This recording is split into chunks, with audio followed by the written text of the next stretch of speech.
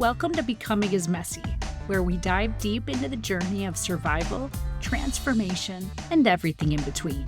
I'm your host, Meghann Dawson, here to share the honest, unfiltered stories behind my own process of becoming. Life isn't a pretty and perfect straight line, and neither is becoming the person we're meant to be.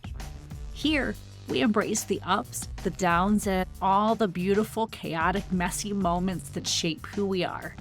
Whether you're in the thick of change or reflecting on past transformations, this space is for real conversations about what it means to grow, stumble, and rise again. So get comfy, settle in, and let's get messy. Hello, friends, and welcome back to Becoming is Messy. If you have ever found yourself pretending to be okay when you're not, or putting on a brave face to protect others from seeing your pain, today's episode is for you. Today, I'm joined by someone whose work has deeply impacted how I think about authenticity, emotional safety, and the masks we wear to survive. Ashanti Branch is the founder and executive director of the Ever Forward Club, an organization he started back in 2004 to support young men of color in finding safe spaces to be real, to belong, and to reach their full potential. What started as a lunch group with 9 students in Oakland has since become a movement, one that's transformed thousands of lives through mentorship, emotional intelligence, and what he calls taking off the mask. Ashanti's story is one of courage, empathy, and transformation, from to walking away from that career to teach math, mentor youth, and ultimately build a global movement for emotional honesty. This conversation sits right at the heart of the Imperfect Level Up framework, specifically the letter E, explore your childhood as an observer. Because when we trace our masks back to where they began, we uncover the stories, pain, and expectations that shaped who we thought we had to be. And that's where real freedom begins. Ashanti, I am honored to have you here. Your story and your mission with Ever Forward are such powerful examples of what it looks like to live unmasked. Thank you for joining us on Becoming is Messy. Thank you. Thanks for having me. And I appreciate that intro. It's always wild hearing intros, but I'm grateful and I appreciate it. I'm glad to be here. You never know what bios are out there about you, right? What does the interweb have to say about me today? Yeah. I know the one I wrote sounds really great, right? But it's oftentimes having it match the internal feeling of self, Yes. right? Yes. As Oh, opposed that's to so highlight true. reel. That's so true. Yeah. I love that even tying to your masks already. How even daily, right? Some of the masks that we may even be wearing in most of our world, sometimes they just don't feel like they fit. Well, it's because, I mean, you imagine it often happens on stage, and I'm like, oh, that's a lot to live up to, because the Right? highlight reel doesn't mention all of the. I mean, those are like a Right. year and 2 years apart, but in between them, a lot of Yeah. bumps and bruises, And I so, know, yeah, isn't that's that true? That's a good idea. I might have to rewrite my bio. I talk all about messy, but I don't think my bio includes enough of it. I might have to put some of those twists and turns into the bio and see how it reads. here's the other bio. Yes. So help us just kind of set the stage for today and talk a little bit with us about this current season in your life. What does it look like for you right now? Yeah, thank you. This season of not only leading a nonprofit, of working on reclaiming my health, there's a lot going on. I mean, I think that if I was to give a holistic thing, it would be really tough. But I'll start with health because that's one that's definitely constantly pressing in. I think it was years ago when I heard someone say at a workshop, a conference, I heard of chronic pain, which means they're in pain all the time. And as a person who was at that time in really good health, I would say, how is that possible? You can be in pain all the time. I can't imagine, like, I have a high tolerance for pain, but I'm thinking even just like, how can you be in pain all the time? And for the last 2 years, I've been feeling some pain that it almost never goes away. And it's Wow. almost like it plays in the background of my mind, Yeah. right? When I'm not busy with other things, it's louder. If I keep myself busy, then I don't necessarily notice it as much, but it's always happening, right? Every time I Yes. stand up. So Yes. that's a real present thing. Students the other day, as a young person, I never could have imagined what that was like. But now, as a person who is experiencing it, oh man, the level of empathy went Yes. up so much for that person Oh, because I just didn't understand it. It's not that that's I didn't want right. to understand. Yes. Oh, thank you for that. Yes. That Yeah. resonates so strongly with me because I'm one of those people that was born and caught an infection at birth that wreaked havoc on all of my joints. I don't know a life without pain. That's only my experience. And about 10 or so years ago, I had my left hip replaced, and I couldn't believe what a joint felt like without pain. It was like the opposite of what you're describing, where it was like, wow. But it also gave me empathy, understanding that people didn't understand me. Because when I felt what it felt like, I'm like, wow, this is what it feels like to not have pain. It's just my normal. It is what it is. Yes. Offline, if you ever need any tips or anything, you want to talk about a life with pain and the ways that I navigate that, I would be happy to share with you.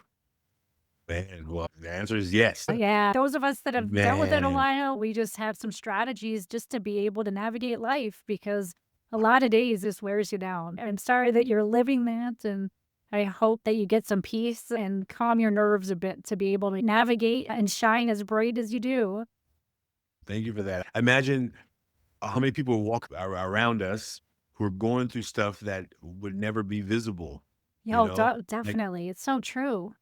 yeah. Yeah, The first yeah. time I saw a video on YouTube where this person was getting on somebody's case for parking in a handicap stall. And then the person got out of the car and said, look at you, you're walking fine. Why are you parking in that spot? Yeah, And the person, and I was like, and then my first thought was like, huh, yeah, what's happening? And I mean, it's a video on YouTube. So you're just kind of in the story. And then that person says, you can't see the pain I'm dealing with.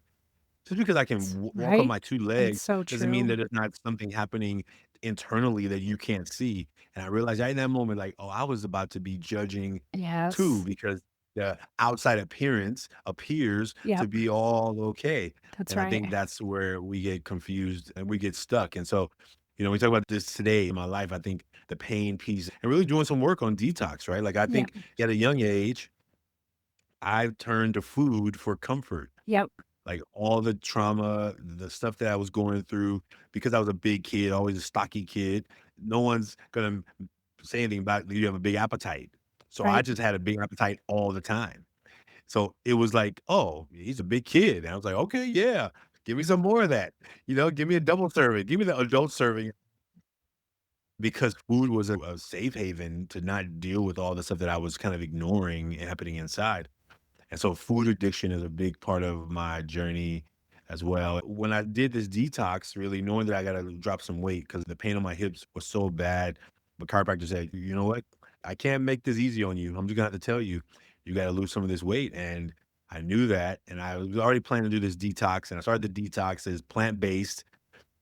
So that means no flour, no sugar, Wow. which are my top I two. hear you. And don't even put flour and sugar together. I mean, I could do Yes, without bread, and I don't even right? eat can't Same. Sugar is in everything. everything. Everything. I'm a sauce girl. I don't necessarily need sweet food as much Mm, anymore. I'm a savory girl, but yeah, I like my sauces, and I'll tell you, there's rarely a good sauce that doesn't have sugar in it. man, Yes. everything, It in is hard. everything, Yes. Bleh. lather I even in the empathize peanut with that. butters, like, in the peanut Right? butter, Peanut butter. Oh, yeah. yeah, definitely. Everything. And fruit. But I know it's healthy sugars, but still, those of us that are working on weight and helping our joints, so you have to limit that too. So imagine I have this alkaline diet, I Wow. navigate 30 days, and then what happens when there's a day where I'm used to, like, Friday after work, going to just veg out on not vegetables, veg out on Yeah. a burger, pie, and now I'm like, "Oh, no, I'm not doing that no more." So then what do you do with all this All stuff you're right. in running? And you gotta face it And it's 'cause hard. it 'cause It's 'cause there's only so much that a zucchini can do for you in the Oh, I moment when you're know, I know. It just makes me feel hungrier. I feel like so my newest friend has become I love those protein powders that are, like, clear. So it's like I have a lemon one and a strawberry one, and those are great. I just throw that in smoothies, and that powder has been a lifesaver just to be able to get enough nutrients without eating all the bad stuff because sitting down and eating a bunch of veggies and salad, it just doesn't do it for me. days of it, 30 Right. days where you made a commitment. Now look, Um, no one's gonna know, right? I'm a no, of part of this course. little No, community. but it's your Gonna body know, will. Yeah. but I'm gonna Yeah, know, of course. right? It's And I gonna really know. You're and then, it's gonna yes. continue knowing. And so Yes. that and so finishing the 30 days has been really exciting. I finished on the 30th of September, Yes. Congrats. and I'm excited to go another 30 days of Oh, good plant-based. you made it through the oh, that's so awesome to start over again. Wow. To me, Right? you're starting to get into habit forming territory, so that's exciting. We this is what we need in this season, Yes, right? yes, And I know that's that true. still what's gonna happen is on those hard days, like, when I wanna run to so, I remember one like, 3-day period during this last month where I was on my phone way too much, and I was like, "What are you doing?" Well, because Yeah, there you're was yeah, nothing else to run to. I'm not running to that's the, right. normal comforts of I'm not going to the bar, I'm not going to the pie shop, I'm not going to the burger shop. I'm like so now I'm in Of another course. addiction. Yep. So you go from one addiction to another, and it's like, "Okay, what am I running from? What am I avoiding? What deeper healing needs to happen that I'm not addressing?" And so that's been sort of the journey. Oh, So yes, that's what's really present wow. right now. That's a great Yeah. question, I think. Anytime you find yourself mindlessly consuming food, mindlessly scrolling, just pausing and asking, "What are you healing? What are you trying to avoid?" I think is such a great way to pause and reflect, and so with that in mind, reflecting backwards. Every journey has a messy path. Walk us through a little bit of the twists and turns of young you, your childhood, and just anything that stands out as pivotal points in your story. Well, it started before I was born. My Mhm. mom was 22 years old. She was a college student. My dad died 3 months before I was born. My mom loved my dad, and Mm, he loved my mom. And he'd asked her to marry him, but she was like, "I'm gonna finish college first." He was older, and I realized that before I was born, was showing up here on the planet, I was a very sensitive kid. Like all those chemicals of stress and sadness and yep, grief yep. got passed down to me in the womb in those Yeah, last 3 months, and I show up here in Oakland, California, a city where, men are not supposed to have feelings at all. If you have feelings, you better not show them. yeah. You suck it up, Oh, right? So you're too soft, you're too kind, you're too gentle, you're too you're too emotional, mm, right? But all I feel is emotions. I feel stuff, and and sometimes, like, "What's wrong with me? You didn't see that guy just fall over there? right? That's not funny, right? That's Yeah, like he's hurting, right?" And I think that those things that caused me to be a big feeler weren't accepted or respected growing up, and so I turned them off. So then I none. became really angry. So elementary school, I'm getting suspended all the time, fighting all the time. I never started a fight. I'm not into fighting. I don't even like fighting. But there's rules in my community about what it means to be a kid who fights. Like you let somebody pick on you and you don't do anything, it's gonna keep happening. Or you let somebody pick on you and you go tell the teacher, or you're a Of snitch, and course. now everybody's going, oh, you let it keep happening. Oh, now forever, everyone else will now think they can pick on you. So you have an option. You either become a person who is now full time dealing with the repercussions of letting it go that one or two times, or you have to become the monster who they're trying to create you into being. You know, And I became the little monster, and so my mom was like, "What's wrong with you, boy? Like, how are you gonna suspend it every other week? What's going on with why is your friend, who you say is your friend, Eric, how are you and him fighting every 2 weeks? You wanna go spend the night at his house, and then next week, y'all having a fight." Right? Well, because those friendships were loose and limited, right? They can only go so deep. Because once you get too friendly with a friend, they gotta put on a fight with you to make sure of that, course. "Oh, there's nothing in there besides, I'll beat his," all the language that happened with boys and that kind of emotional baggage that happens. And I realized, "Oh, this is wild," right? But at home, I'm a nurturer. See, at Yes, home, I'm the yeah, old yep, there's no father in my home. I'm helping raise my siblings. I'm a nurturer. I'm very domesticated. I'm a yeah. cook, cleaner, disher, washer, clothes folder, all of it. Wall washer. What do you wanna do? Yeah, Like, yeah, I can but the way you brought that to the world when you were listing the things, you're too sensitive, you're too domesticated, to me, it bubbles down to feeling like they're saying you're too you. So at that when you started getting those masks on, right? That's And so right. you start having those 2 dual personalities home and out in the world. That's At right. what point how did you start realizing that you were wearing a mask yourself out in the world?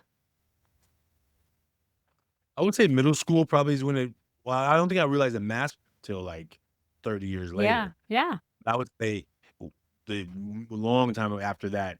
I think what ended up happening was when I finally got my act together, it was in middle school. yep. My English teacher was like, I was in detention. It wasn't my fault. It was the guy behind me. It was his fault. But Is I'm in anybody in detention. detention, does anybody ever say it's their fault? All I know is he put a tag in my chair and I yelled. He was like, "Don't be Think yelling at my my son, I class." think my son was in maybe 3 fights in school, and, none of them were his fault. I think you them. Yeah, yeah, it Middle school. was school. She said to me, and I was ignoring her. I was already mad because I was in detention. First of all, the guy who put a tack in my chair should be here in detention, not me. But I'm the one who yelled out because I was in pain. And so now I'm like, I'm never talking to her again. So I'm in my posture. I'm like, I ain't Yeah, talking to her so again. yeah. So I'm probably staring in the corner of the room and she's trying to talk to me. And I'm like, whatever, whatever. I'm in your stupid detention. I ain't got to talk to you. And then she says something like, Shanti, listen, I know that you're sad that your father died before you were born. Wow. Now I'm getting Mhm. mad, right? Yeah, of Because she's course, talking about my yeah, personal business, right? yep, yep. Like, I used to like Mhm. this teacher. I mean, it was like my favorite teacher, but now she's talking about my personal business. Now I'm getting Yes. more. And then Wow. she said, "But life doesn't give you what you want. Life gives you what you get. You gotta make the Yep, most of it." yep. And I realized that up until that point, because I had been using anger to cover sadness, loneliness, Yes. isolation, not enoughness. Because I didn't have any other emotional tools, everything got turned into anger. Yep. And that only goes you so far. It actually doesn't get you very far, but it's to a man who has only a hammer, everything like a nail. So certain situations that need a little finessing, a little tightening, a little sanding, you're Mhm. hammering it. And you're like, dude, you just ruined a whole good relationship because you needed a little sanding and a little bit of tweaking and you were hammering stuff because you have no other tools. Right. Wow. I realized that in detention that day, she changed my life. And I didn't let her know that. I was like, I'm never talking to her again. I walked out of there, but I heard it.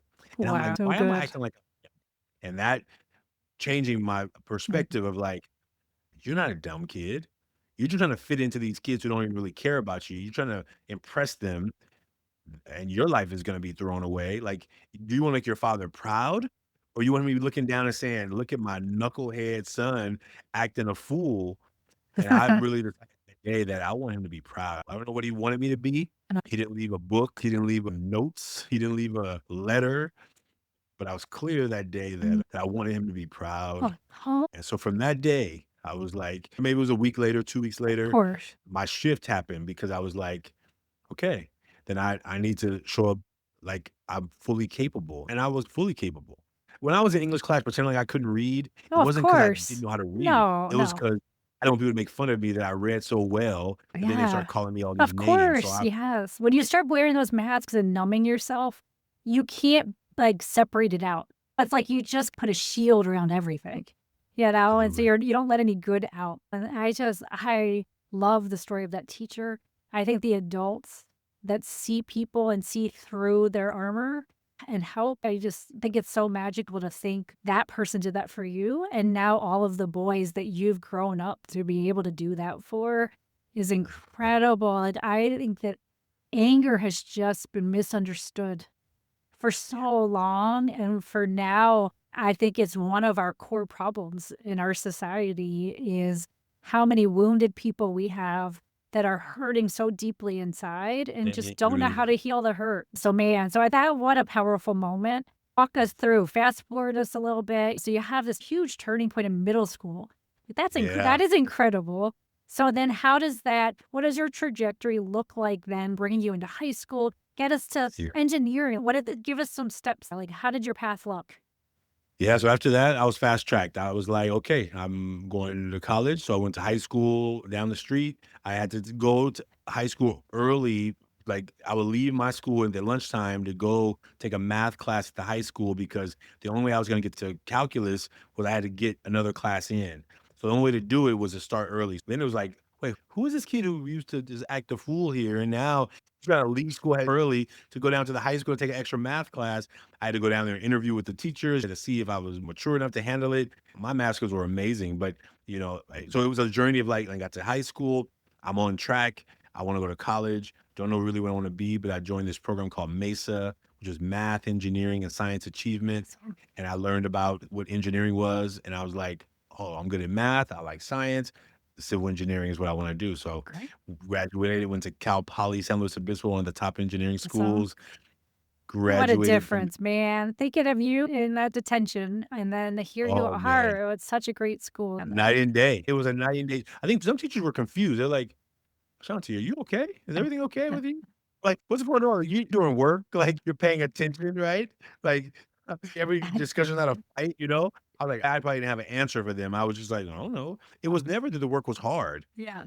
So what happened was because I was not doing much work before, everyone's like, "Oh, it must be so hard for you," or whatever the resistance is. And so that when I was left to be an engineer, I was clear that I want to be rich Yeah. because I know poor is not fun, you know?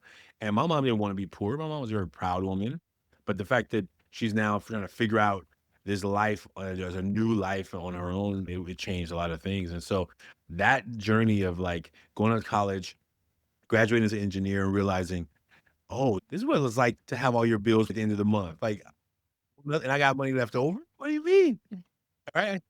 Got half the month to go, and I got another check coming, right? And so Wow. it was a new life of Of like, course. I'm Yeah. used to us in my house, it was like you borrow a little on that one, you pay a little on that. You borrow a little on that. Yep. Mom was a Yep. teacher, so she only got paid once a month. But by the time half of the next month came up, you're at the bottom of the bag of Yep. everything, you know? I grew up You're at like the that too. I can relate to that. Yep. Paying like getting yeah, gas, but like, and, man. just, Soggy cornflakes, yeah. they get soggy within 30 seconds, you know?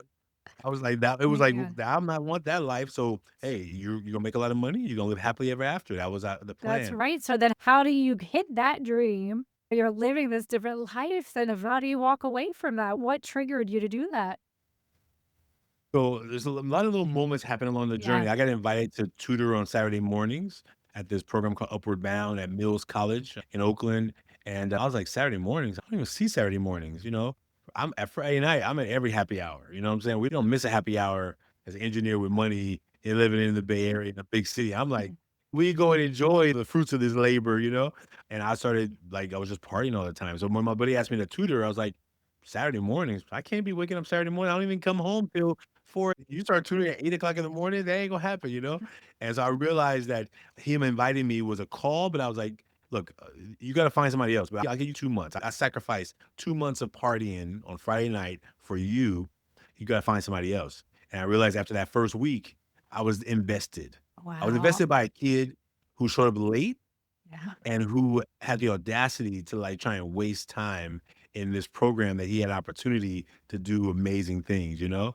And so I was like it was like one of the moments of like, "Oh, I see what's happening here. I'm getting too invested." So I worked there for a couple of like, maybe 2 years, I think, on Saturday school for them, and then I got invited to this other program, this other company called Sylvan Learning Centers, like a Huntington Learning Center kind of family of after school learnings, and then this kid walked in one day having trouble with algebra, multiplying polynomials, and I saw a light, right? I helped him with this problem. I said, "Can I show you a shortcut?" He's like, "Shortcut?" He hates algebra. So I'm like, "Look, don't you can hate it, but try and let that go because you just gotta be able to do it. You can hate it all you want, but don't keep reminding yourself you hate it. Just do it." Right? You know what I'm saying? So, like, we did this shortcut, and I was like, "Okay, you try it." And he tried it, and he asked me, is that the right answer?" I said, "Well, I don't know. Look in the back of the book." You know, the odd answers are all in the back of the book. He goes in the back of the book. He looks. He's like, and I literally saw a moment, like almost a light come out of the book. Music playing. I saw butterflies. It was like the one scene in the movie where it's like magical happen. Yeah, giving me goosebumps. Oh man, you know what that meant to me? That moment.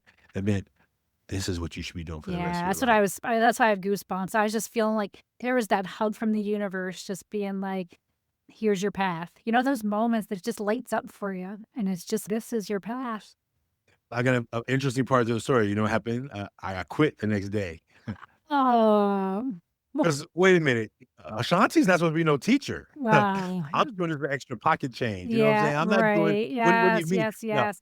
This is gonna I derail your realized, profit path, man. "Oh, this is not gonna take me to riches." Yeah, You know what I'm saying? I want a trajectory to become rich, right? yep, This is like teaching, yeah. even tutoring on the side is not how it's gonna happen, Yeah. and I didn't, like, leave them hanging, you know, I No, finished the no, no, I SAT season. understand. I Yes, finished it, yes. but it was, like, a clear that Wow. I gotta get out of here, Yeah, 2 hopes. feeling I'm getting 2. that cause Yes, the thing you're yes. supposed to that causes the barriers to Yeah, get even louder, it's and so that's how it true. happened, and That's so so true. I think that's such a powerful, like, for listeners, because there's listeners right now that they've had a little bit of pieces of that calling. And anytime I've had something like that, it's never been easy. It's never been like, "Oh, yeah, I'll just do this." It's always, "Are you kidding me?" But it's like your gut knows, and so I'm yeah, now so excited to hear now you took the pause, which so many of us do because it's scary. It's scary to take that it is, answer. that's right. Where did your story take you from there? So then I changed jobs because the Cinnamon Learning Center was in the bottom floor of my engineering job was upstairs. So I would leave and see them every day. So I ended up just changing jobs. I drove an hour and a half the opposite direction every day, realizing I'm running from this thing. Why would anybody drive an hour and a half each way to work? I never understood that until I was doing it. I'm like, this is the dumbest thing ever. Like, I hate traffic. I hate the local Yeah. down the street to the grocery store traffic. Let's drive in an hour and a half traffic. And I realized, oh my God, I'm running. But I'm also like, I'm making more money now. So Yeah, for a yeah. moment, for a little while, a couple of $1,000, not a couple, several $1,000s more will satisfy you. You start You making know, those you trade-offs. the trade-offs, right? But for Yeah. the money. Right. And so then, but ultimately I realized, I mean, it was a long story, but the fast forward is I go on vacation.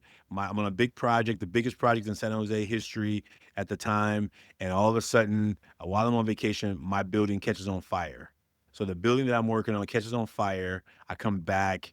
Now, when you have a big construction project that catches on fire, that's not less job security. That's more job Yeah. security mostly because Yeah. now you have a fire project Yep. and now you have the regular project. So Yep. I could have stayed on that project for years, and something I was saying, okay, you ready? You ready for all the madness you're gonna do to clean up the mess that this building has made in your in the world, but now in your own life. And I was like, oh, and Right. I'd already applied for grad school just in the quietness, secretness of my life. I applied to this graduate school program. And when I got in, like literally, it was like around that time I got in, and I'm like, no way. And then I went back to school and became a teacher. Wow. And that's Well, how that's incredible. I think you're dropping a lot of lessons, I think, for people. Because the other one is whenever you catch yourself being like that drain, "Oh, man, do I feel like dealing with this?" Just check in with yourself about that because it's telling you something. Not that everybody can just walk away from their job. I get that's a very privileged thing to be able to do eventually. However, you can take steps to address that. So finally, just listening. It's like that the calling's not going to go away. So you might as well. You don't need more buildings to burn down. Let's just answer this calling. I thought it was gonna go away. You imagine? I thought like it was I like, know you do. okay, if you go and like double Yeah, down on this thing that you're totally. supposed to want to do, Yeah. it almost makes it feel like you are somehow denying what you. And Yep. I think that what happened was, when I decided got accepted to grad school, it was like, well, look, if nothing else, I'll do like the Peace Corps, right? I'm gonna go 2 years, get out of my system, and then I'll go back to make money. And maybe I thought I was gonna do that. And I was like, because I definitely didn't sign up to be broke. I definitely didn't want a life of just scratching by and getting by. But that first year teaching was the door opener to like, oh, this is what I'm supposed to be doing. And I used Miss BP's magic sentence many times. A lot of times it didn't work. I had to make up another sentence. I had to find some extra. Her sentence didn't work with most students were impenetrable to her sentence that I borrowed. And I realized that, okay, I got to try something else. And that's when I started the Ever Forward Club. So imagine I'm a first year teacher. I'm thinking about starting this program and I'm only going to be here for a little while. Why am I trying to start a program to help kids when I'm only here for a little bit to figure out how to get back to making money? Like I'm not taking a vow of poverty. If you told me when I took that picture of those young men, that first meeting we had, that Ashanti, it looks like you're starting a nonprofit. I would have told you this. Yes. It is impossible to get more nonprofit than teaching. But now as Oh, a leader of a nonprofit, I can tell you that it is possible. And I don't know that I would recommend it to anybody on the sense of like wow. trying to chase money. When you started your nonprofit, so now the club has evolved, you're starting the Ever Forward. What was your mission? What did you hope that these young men would experience that you didn't have growing? What I saw was smart young men who were failing classes. And because at that time I had almost forgotten what it was like for me as a kid in school to pretend like I couldn't do stuff, to be cool, I forgot that what I was watching in them was a mirror of my own self. And so ever forward was me just saying, "Look, Imma meet you at lunch once a week. In exchange for lunch, you're gonna teach me how to be a better teacher. Like, I know you're smart. I believe I'm smart. So why are we creating failure? Like, whoa, because something's happening here. Because I can't do the work for you. I won't do the work for you. I'll be here every day to support you, but you have to do the work." And I think that's what happened. So I think it was like that journey of like, "Oh, the young men in my classes are acting like I used to act, so when they're acting out and out of anger, when they're acting out of like irritation that I'm asking them to take out a pencil, when they're acting out of all those things, I have to first be like, oh, I know that kid. Oh my gosh. And it's it's the parts of myself that I look back, I'm like, oh, I must have been a handful. Cause now I would use any excuse to have an argument with the teacher to keep from doing any work that they're trying to get me to do. And I'm like, oh, the payback is real. And so I was like, "Okay, look, you're mad at somebody, right? But I'm not your enemy, and I haven't asked you to do anything that's not out of reason. Like, me asking you to take out your pencil is reasonable. So you can be mad, but you're mad at the wrong person." And I realized to remember I was having to have these conversations to go underneath the anger because I can match the anger. I've done that too. I was actually that teacher in my early first couple of years. I'm like, you ain't gonna be in charge in my classroom. So first of all, there's only one boss in here. You know what I'm saying? And that's gonna be me. Now, so we can get along, we can work together because 'cause I'm not here to impress you. I'm here to impress upon you the need that, look, your education is valuable, and you are gonna sabotage your 18-year-old self That's right. because your 18-year-old self is gonna look for somebody to blame, and you're gonna remember this sentence, "It's your own fault." Yes, yeah. You don't get to blame me that you fail algebra when you're 18 and you can't graduate because I'm telling you right now that you gotta pick up the pencil in order to pass this class. You're smart enough to do the work, but you're refusing. And I realized that I couldn't do that in the classroom every day. I needed a place where I could have a real heart-to-heart conversation with these young men in a healthy way, safe way, in a loving way, but also sometimes in a like, "Stop it. Yeah, real You way. You are" need trust, and yes. so you gotta How build trust. Yeah. you gotta build it. That's what was gonna be my next question, just tips for people. We all have young people in our lives. What are some thoughts, aside from some of the sayings that you've mentioned, but just general thoughts on how you help young people, young boys in particular, feel safe enough to start bringing down that mask of anger Mhm. and getting to what's underneath? First, I just start with like, "I see you. I know that maybe you used to put this mask or this energy on." Even back then when I started, I wasn't using the word mask. I may have Oh, used it, yeah. but I know I was saying to them, "You may be used to, like, pushing people away, try and care about you, and maybe there's a reason that you don't let me support you, but I've invited you to come at lunch, I've invited you to come after school, I told you I would help you, and you're not doing it." I was really just trying to get underneath because the anger is here. If Yep. I wanna match your anger, I can go higher, louder, but Yep. I'm like, "Look, I'm not here to harm you. I want you Yep. to Yep. succeed. You know that I'm not here for Mm. money. I'm here Aw. because I believe in the power of education to transform your life. I've chose to come here." And so the fact that you got into my classroom either means that forever, for the rest of this 180 days of school, we're gonna be enemies because I'm not allowing you to sit here and do nothing, or you're gonna work with me and we're gonna get along. But you can have it either way. But what will not happen is I will sit here and be like, "Yeah, you can just sit here and do nothing. Not in my class. So you gotta find another teacher." Yep. Because if any teacher who allows you to do that, you should question their caring about you as a person, as a future. And so you may in the future be like mad at somebody, but in your consciousness, you would never be able to be mad at Ashanti Branch because he didn't care about you enough to tell you the truth. And that's why my work with the students was always Yes. individual, but always a place of, and some students were like, "Are you a preacher?" Because every time you start, because my grandfather was a preacher, but I'm not a preacher. But it was like the idea that like, "Oh my gosh, what's happening here?" And I think that what happened at Ever Forward was this space of giving young men a place to see, "Oh, it's not just me. It's not just wait, how is Yes. the star football player with brand new shoes, 2 girlfriends, all the fame of the on the newspaper every week, how is he going through this stuff?" Well, because you got fooled by what you're looking at on the outside, because you don't know what's happening on the inside. And I Mhm. think that when students began to come to this community just to have some lunch and have some real talk, that we began to build brotherhood. And that community is one of those powerful things that you can't do in a classroom. Like I got 50 minutes, or depending on the school, I got maybe less. I got to get you a lesson, your classwork, homework, next steps, prepare for the next test. Like I got a lot of things to get done. I don't have a whole lot of time to do a lot of nurturing and pouring into you. But at lunchtime, that was our time to be like, there's no agenda here. The agenda is what you need. What do you need? What's blocking you? What's working in your life so you can help the other young men figure out what they can do better to say what things are working, what things are going good, what things are going bad, what's your rose, what's your thorn. All the ways of us checking in were ways of saying, oh, it's not just me. And then when Yes. I can realize it's not just me, then maybe I don't pretend that I'm fine when I'm not fine. And that's this shirt, right? Though you can't see it, but it says, I'm fine, right? Yeah, And yeah. on the I'm Oh, yeah, no, fine. like, Inside out and are all these other words yep, because it's there's so so true. much more going on with people than anybody can see, right? And I think because we've told So ourselves true. that I'm fine, we're shocked when we go home and we're like, man, why is everybody else having a great day? Everybody else is doing great, and I'm not. Well, they just said what you said. So maybe if you could get real and realize that maybe they're doing what you're doing, they're putting on the mask too.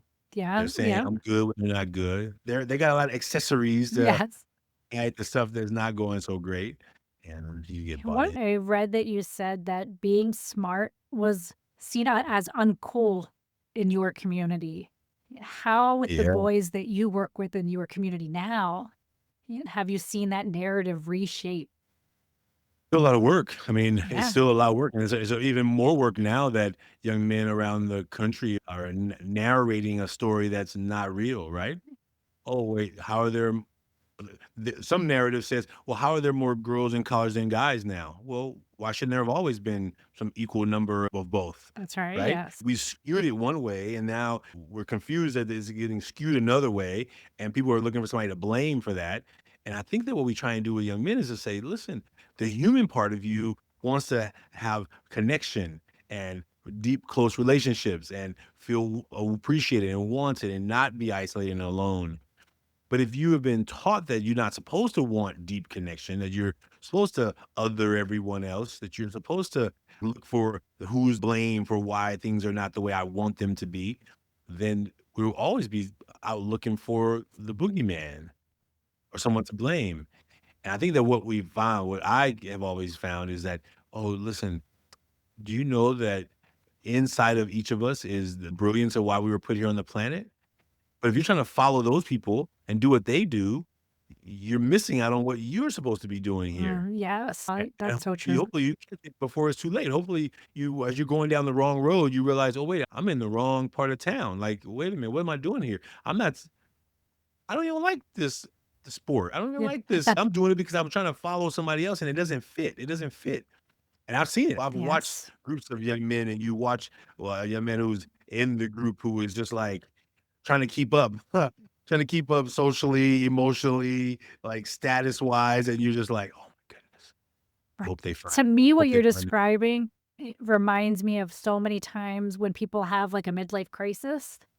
When men and women, where you just wake up one day and you don't see yourself at all. You don't even know who you are. You don't know what you like. You're doing everything that everybody else likes and all the shows you watch or other people's interests, and you just fully lost yourself. So, to be able to contribute to the development of young people today and help them not have to go through that, imagine what they can contribute to the world if they tap into their superpower and never lose that when they're young. That's right.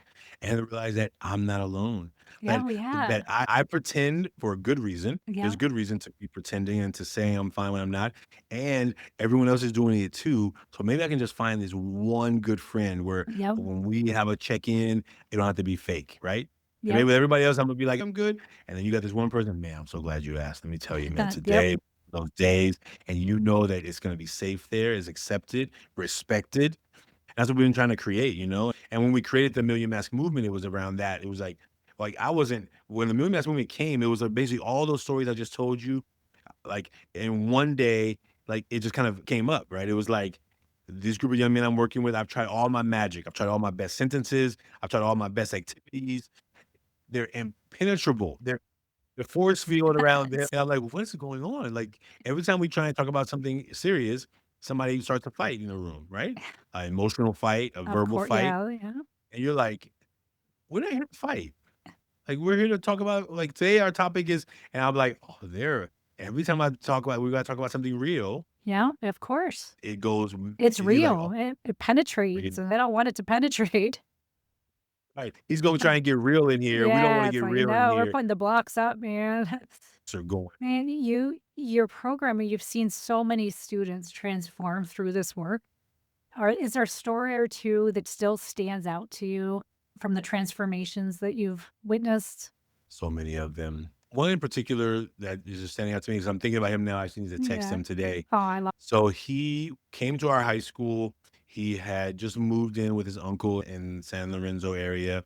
He was living with his aunt, and there was some abuse going on there in the aunt's home. He was the oldest of 3 siblings. So his PE teacher said, "Hey, I got this kid." He knew I had there before. He said, "You look seems like a really great kid, but he never dresses for PE. I don't know what's going on. I'm trying to figure out, he's gonna fail, but maybe you should check in. Maybe you could check in with him." I said, "Yeah, bring him by here. My prep is this period, same period that he had him in class." So I'm in my room doing stuff for prep. He knocks on the door. I'm like, "Hey, come in." His athletic director, and it was his PE teacher, and he's like, "Hey," and I said, "How you doing?" So I reached out to him, shake his hand. He's looking at the ground. He's looking at the ground. He's looking at the ground, and I reach out to him, and he hands me his hand. He just hands me his hand like this. There's a limp fish in my hand. I'm like, "Hey, no, I want you to shake my hand. Like, how you doing? Hello." Anyway, he whispers hi. Shake my hand. And he gives me. He kind of put. Give. I said, "No, I want you to squeeze my hand. Let me kind of feel your presence right here." And he squeezed. I said, "No, squeeze it hard. Like squeeze like you want to squeeze it." I'm like, "Oh, there you go. Now you're here." And so that from that day to and so a few minutes later, we're having a conversation. I'm like, I know sitting and talking to him one on one is not going to work because he's like he could easily just check out. So I'm like, "Look, you're gonna come with me." I'm in the classroom, 2 doors down, making copies. And so I'm asking him questions. I'm like, I'm not looking at him. I'm just kind of he's behind me, but he's answering. I said, "You guys speak a little louder. This machine is loud." I'm making him talk louder. I'm making him get into his body. And then I asked a question. I said, "Who do you live with?" "Oh, my uncle." "Okay, cool. When did you move to this area?" "Just a couple of weeks ago." "Oh, okay." And then I'm like, because I don't know anything, so I'm like, "Well, where's your mom?" And then silence. And I thought that because the machine was going, I couldn't hear him, so I turned around and he was just looking down. Well, I didn't know which question hit because I had been asking lots of questions. So I'm Yeah. like, "This is about your mom?" And I could see his eyes welling up. Oh, And I'm like, "Okay." So I just stopped the machine. I grabbed my stuff. We go back to my room, sit down on the couch, and I'm like, I could see he's really starting to feel you. I said, "What happened? What happened?" He just shook his head, "No." no. And I said, "Do you need to let it out?" I said, "I don't know what happened." And he just started bawling, bawling. I mean, just bawling, bawling, tissue, tissue, tissue. And I No. realized he had bottled this up for so long. As the oldest, to be the man of the house, no old man around. Oh, And literally for the next couple of months, several days after school, he would come. He would show up. no, it's so And we good. had him come every Thursday at lunch. He came every day after school to do homework. It began to build a connection. He began to find himself, and he was going through it. He was going through a lot. And what I can say about him now, he did, I think, 2 he enlisted. He went through 3 tours in the Marines, 2 or 3, Wow. retired. He finished his tours and went overseas. He got married. He has 2 dogs. No. He lives in Florida now. Oh, that is So proud of him. I oh, think the journey of going from that deep pain yes. and not having and being in a family where you're told to suck it up. You're Yeah, of told, "Hey, course. suck it up. We ain't got Yeah. time for all that."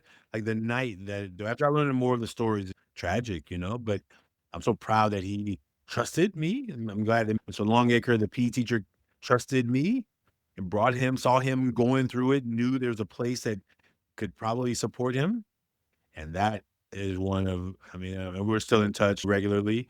And he's been on my mind for about a week, and I need to text him. Oh, So I will be texting him today, and I'm very proud of him. And so there are lots of young men are like that, but that's one that that is is great. really yeah. Wow. The gift of just an adult in a child's life acknowledging their pain and teaching them that letting those tears out is okay. I think, gosh, I just wish every child could feel a moment like that to know that's okay, that release instead of bottling it all up.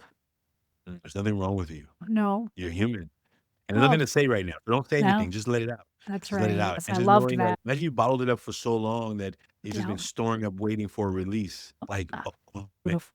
Oh, that is Oh, great. I have one more question and then a few yeah. lighter ones, but for this section, just what has this work taught you about your own healing and, just your journey? How has this impacted you?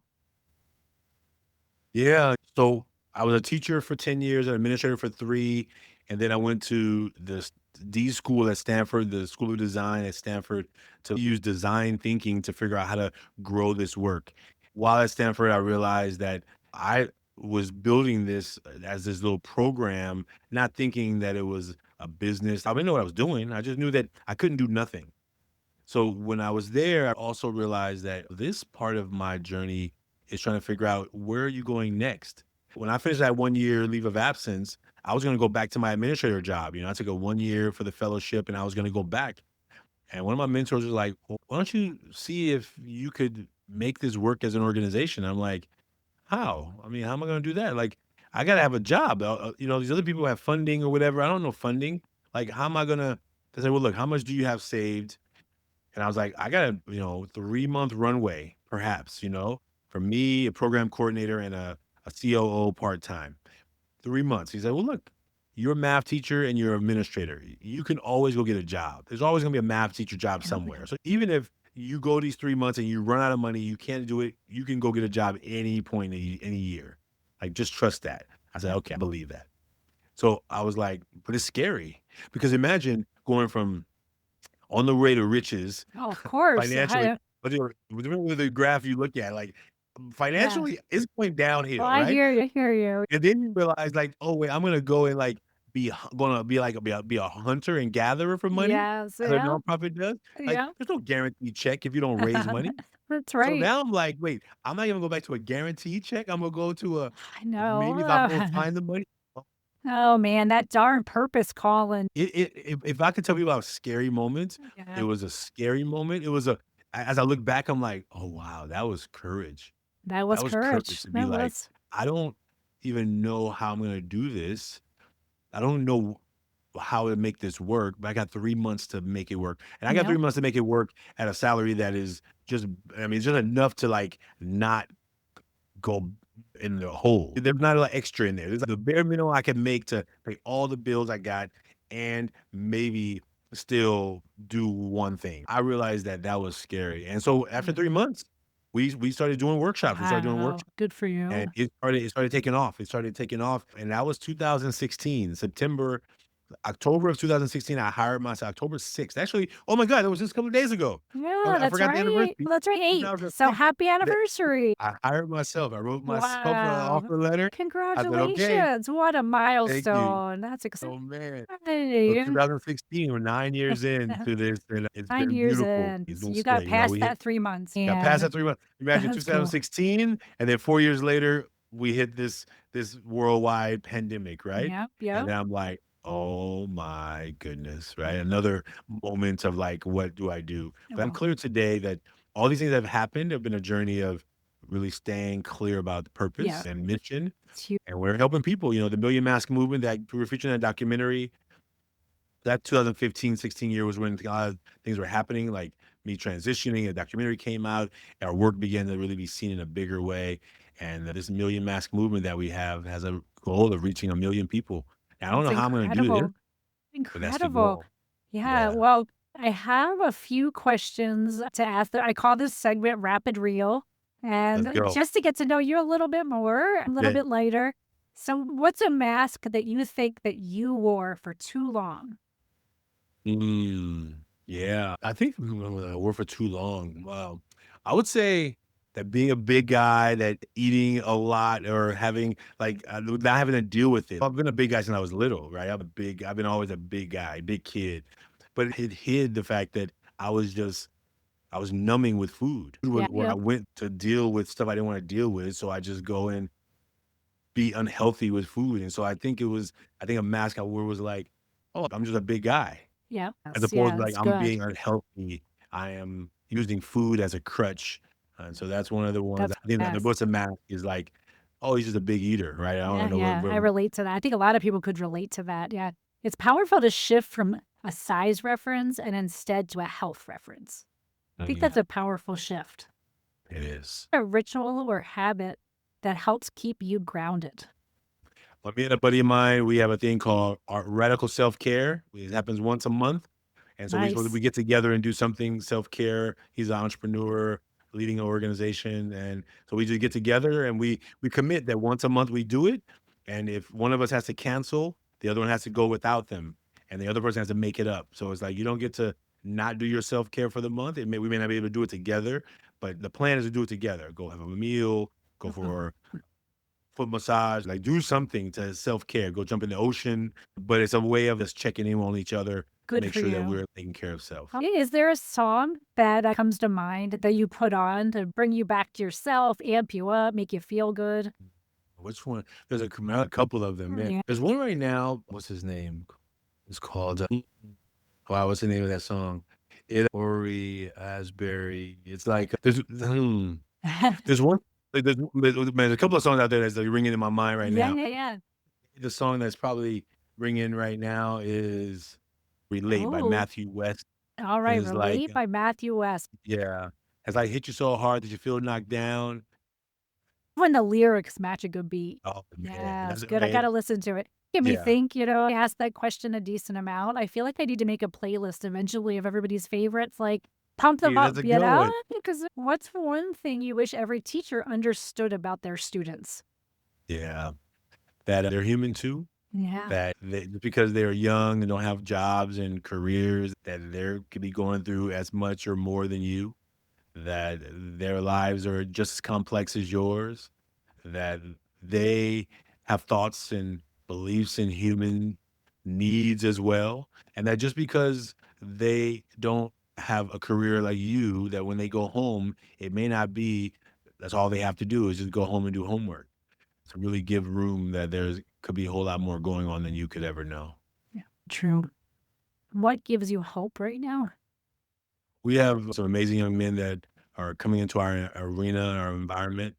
What gives me hope right now that more men are having conversations about feelings, that we're not ignoring the fact that men are human, who have human wide range of human emotions just like anyone else.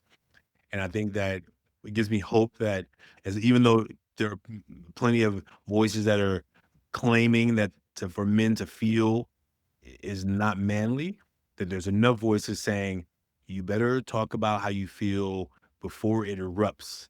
And so I think that the work that we're doing on this side to tell people and tell young men and boys that, hey, to feel is human. And when you shut off parts of your feeling, you become like a monster. Wow. And they lock monsters in cages and they have no hesitation building more cages to lock monsters in, but they don't have enough tools to help people talk about how they feel. So my hope is that more people would just remind each other that we're human, we all feel. We need to find the safe people that we can talk about those feelings with so we don't feel alone. Oh, thank you so much. I have just one other question before I get to it. Is there Yeah. anything else you wanted to mention that we missed? And then also, just let folks know how they can connect with you, how they can support your work. How can we help you with Million Masks? Like, what can we do to support you? Oh man, if you go to millionmask.org, you can make a mask anonymously. It's 6 words and one picture that you draw on the little screen right there. Millionmask.org. Draw a picture, 6 words, 3 things that you let the world see, 3 things you don't talk about as much. It's anonymous. And you can share that with yourself. You don't share it with anybody, just create it in the system. And then if you feel called, like tell somebody about it. Invite somebody in your life to make a mask, and maybe you all sit down and have a conversation about those masks. But once you create it anonymously in the system, it's opportunity for you to realize that wow, I'm not alone. That there's so many people going through similar things, and November 8th was a number, depending on when you hear this episode, November 8th, 2025, and from now on, every year in November of 2020 of each year, we will have a young men's conference, and we support people around the globe to host their own little gatherings for young men in their community. So if you have a young man and you hear this conversation, just let them know you see them. Ask them some, be curious. So that's the ask of Incredible. people out. Yeah. Thank you. All Thank right. you. Of course, I will include all of that in our write up for the show, the Thank you. word, and Thank you're so welcome. One final question. We might have listeners that find themselves wearing too many masks in their rock bottom, messy middle. When you found yourself in times like that, what's one piece of advice that you wish would have come sooner? Yeah. I would say everyone it happens today, but what I always have learned is that who do I know that I can reach out to? In my mind, I'm thinking that I don't want to bother anyone. And I realized that who would I hope would call me Mhm. when they are going through something? Yes. And I usually start with those people first Yep. because the connection that you have with somebody who you know you're available for, maybe that's the person that you can like go to and say, "Hey, you got a minute? Got some time?" And I think that just knowing that you don't have to hold it in, I think the more we find those safe people that we can go when we're having one of those days, it lets some of the steam out. So we're not walking around like landmines or just waiting to explode when the next thing touches us or happens to us. So the invitation and a reminder is saying, who can I right now? And if there's nobody in the moment, it's really just sitting in myself saying, okay, I'm not alone in this. Go make a mask. Go to the website. Go see the mask of people all over the world. Put your, like, you will know that, okay, it's not just me. Because it can feel isolating and alone, especially when you're keeping it together yourself, but just know that you're not alone, and that's the Mhm. invitation to people all over the Beautiful. world. Beautiful. Yeah, I appreciate you. I have so loved our conversation, and thank you. I'm just honored. The work that you are doing is truly such an important mission. And I'm excited to learn about it and be able to spread the word for others to support. Thank you. You're Thank you so welcome. much. You're welcome. And for everyone listening, this week's episode ties to the imperfect level up tip for explore childhood as an observer. Pause and ask yourself, what mask did I learn to wear? And what was it that I was protecting myself from? Because when we see the story behind our mask, we open the door to rewriting it. Thank you so much. Stay messy. I look forward to seeing you next time. Before we wrap today, I want to invite you to be part of the Becoming is Messy community. Subscribe to the podcast so you don't miss a single episode. And if there's anything that resonates with you, please leave a review. Your feedback means the world to me, and it helps other people find this community. Follow me on social media. I'd love to hear your ideas for future topics, your questions, and stories from your own messy moments. And if you're feeling inspired, check out the Becoming is Messy shop, where you can grab a mug, a t-shirt, or something else that reminds you to embrace your messy magic every single day. A huge thank you to the incredible Wolves and Sheep for providing the music for Becoming is Messy. Check them out on your favorite music streaming platform. As we close out today's episode, remember this: messy is just another word for growing. So keep showing up, keep laughing, and keep making beautifully awkward progress. Until next time, stay messy, my friends.